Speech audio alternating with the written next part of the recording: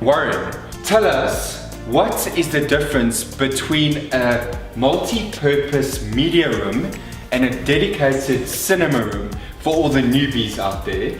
Multi-purpose media room is something like a living room, right? Somewhere we're sitting now. So exactly this, right? In fact, this is a good example of one. In a smart home, here's an example of a high-performance AV living room.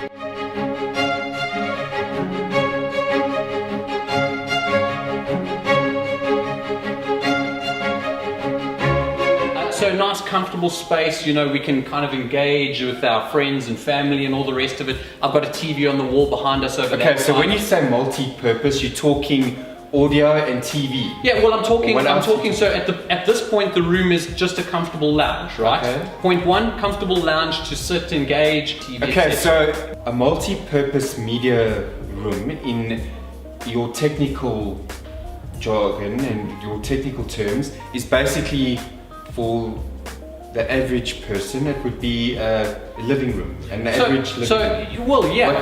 let's take the living room as we see it over here. Yeah. Comfortable space to be, music, TV, happy days, no problem. Yeah. Friday nights though, I like to watch the movie with the family. So with a one button press, I have the ability to convert my living room into a cinema kind of experience, right? I don't have the space to have a dedicated cinema in my home, so I have a multi-purpose media room. My living room, my TV lounge with a button press is going to convert into a cinema. I have a projector that drops down. So in other words, there's a TV in front of us here. Correct. So by push of a button, we can have an actual screen come in front of the TV. That's right. And it turns from the TV to a bigger screen. So that's pretty cool. It gives me that cinema experience in my living room. It's a multi-purpose room. We're able to control not only the audio-video system, eliminating the need for having 8 or 9 remotes on a coffee table, but we could also control features like lighting, audio-video systems, air conditioning systems, even the fireplace. It's as simple as pressing a button for the feature that you want. TVs are cool for kids watching cartoons or maybe catching up with the news events of the day, but when it comes to Friday night movie time, maybe you want a big screen experience. Control 4 allows us to do that with one button press. Here's my movie mode. You'll notice that my screen is dropping down from in front of the TV. Behind us, the projector came down from the motorized bracket in the bulkhead.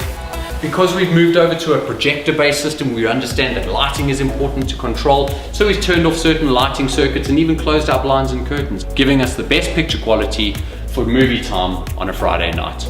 In a smart home, here's an example of a first scene of a living room converting to a media room.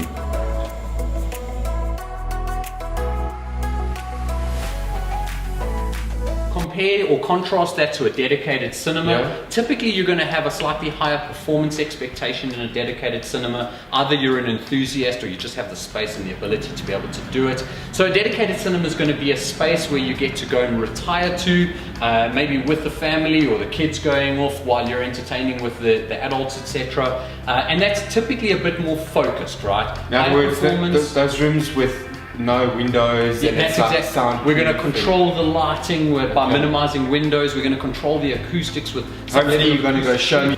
In a smart home, here's a great example of a home cinema.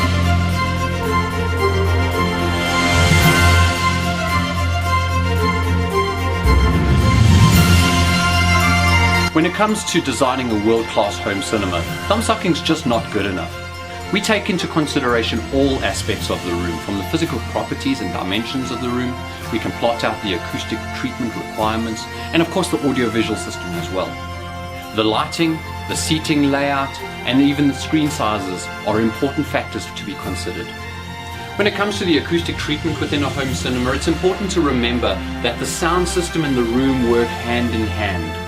Now, a normal living room gets covered in terms of the couches, carpets and curtains that have an acoustic property, but a home cinema is typically a lot more bare than a living room environment.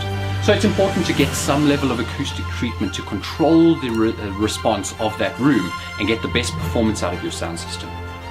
Back at the front wall over here, you can see that the focus is on a large screen. Here we've gone with the wide angle screen to get the best picture quality and best picture size when we're watching movies.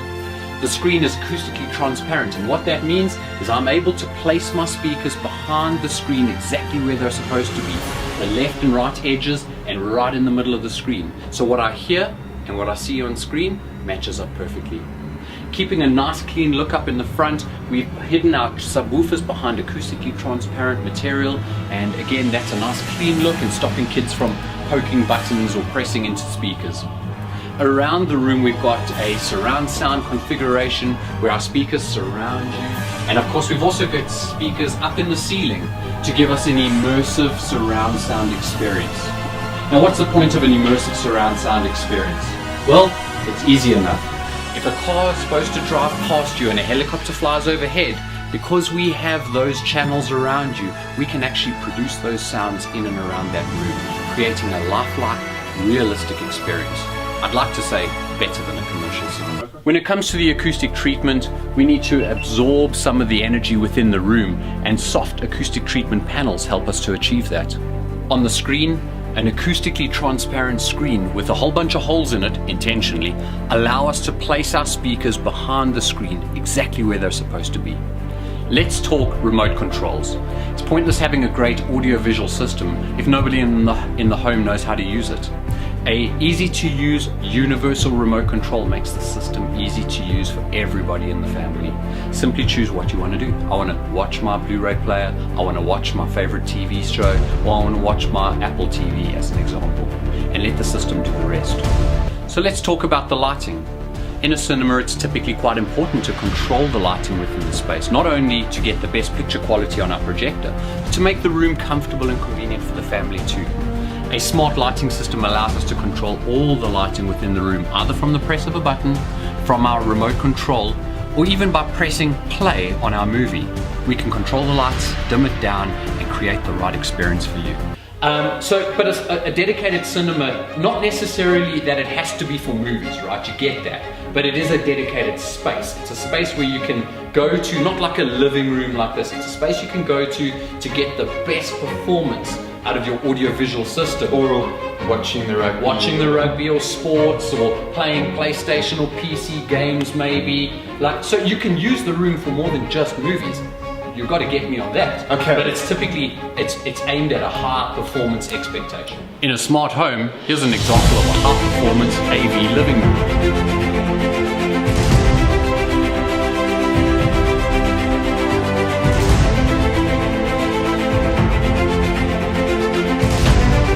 Just a quick shout out to our sponsor, Integrated Homes, for making this all possible. These guys have been in the game for a decade. So if you're wanting your home or building converted into a smart home or building, it may be a good idea to give these guys a call, as they know what they're doing.